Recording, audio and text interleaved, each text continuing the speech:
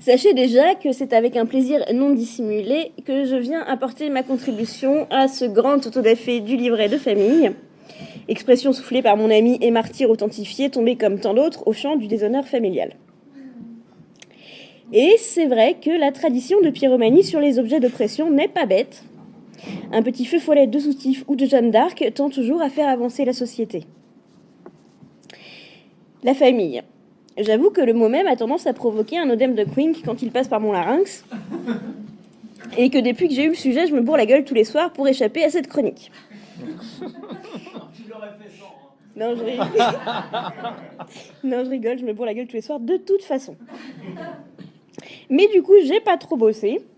Déjà parce que je peux pas vraiment parler de politique, parce que juridiquement, la famille crée une obligation de solidarité morale et matérielle, et qu'a priori, solidarité et morale sont des sujets largement tabous dans l'hémicycle.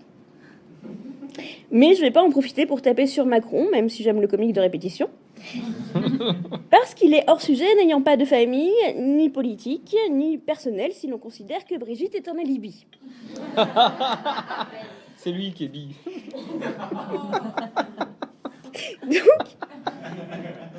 Donc la famille, pourquoi ?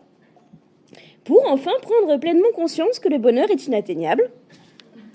La famille est un lien puissant qu'on ne peut dissoudre que dans l'acide sulfurique. Et qu'on tente d'assouplir dans l'alcool parce que ça marche pas quand on le passe à la machine qu'on fait bouillir pour voir si les couleurs d'origine peuvent revenir. À la rigueur, on peut récupérer les douleurs d'origine si on frotte bien sur la psychologie générationnelle. La famille est un territoire particulier, enclavé entre l'amour obligatoire et la haine spontanée.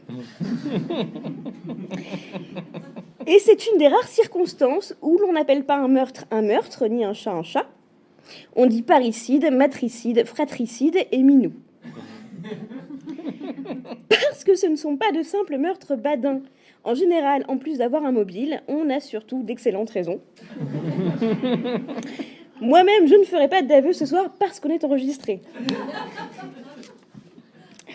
Car le problème, c'est qu'on ne choisit pas sa famille, on ne choisit pas ses parents, on ne choisit pas non plus de faire le trottoir à Manille, à Paris ou à Alger pour apprendre à être en marche.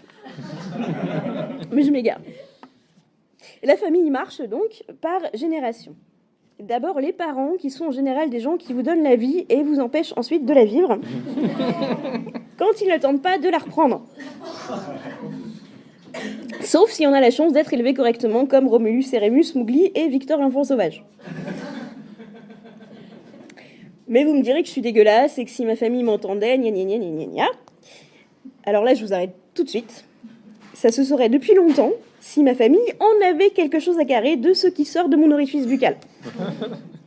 Du coup, à table, je pète, ça marque plus les esprits.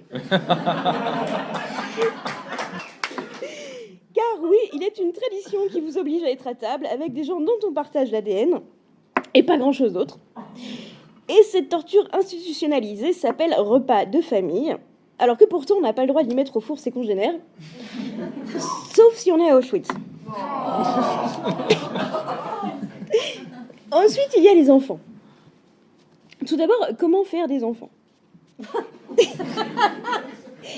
Si vous avez un physique agréable, je peux vous montrer après l'émission.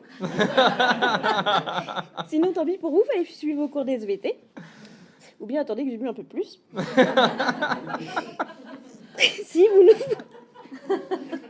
vous ne voulez pas faire d'enfants, mais en avoir, peut-être en reste-t-il un ou deux disponibles dans le congélateur d'une voisine. Mais contrairement aux haricots verts, ça se réchauffe pas bien au micro-ondes.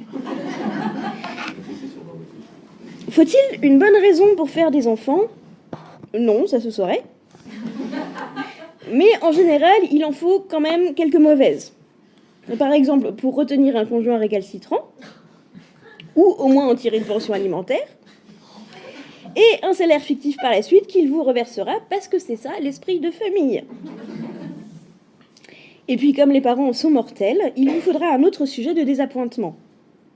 Et la déception filiale pourra prendre la relève.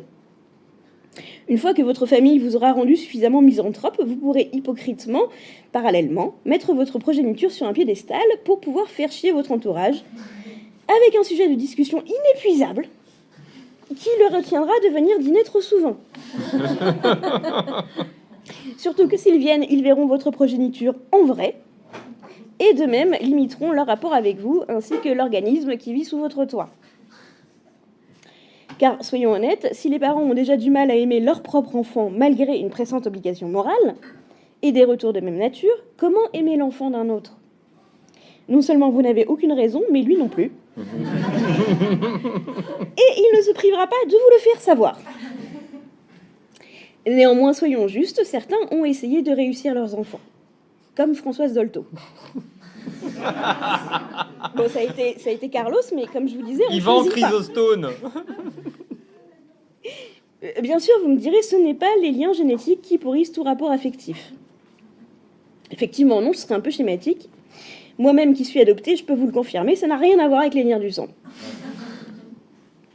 Pourtant, on rêve tous d'échapper à ces schémas et d'avoir cette putain de famille Ricoré. Mais c'est l'ami Ricoré. L'ami.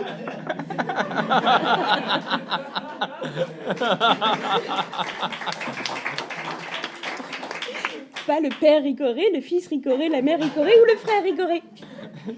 Parce qu'il n'y a qu'un moyen de réussir sa famille, c'est de choisir ses amis et de les élire démocratiquement comme famille de substitution.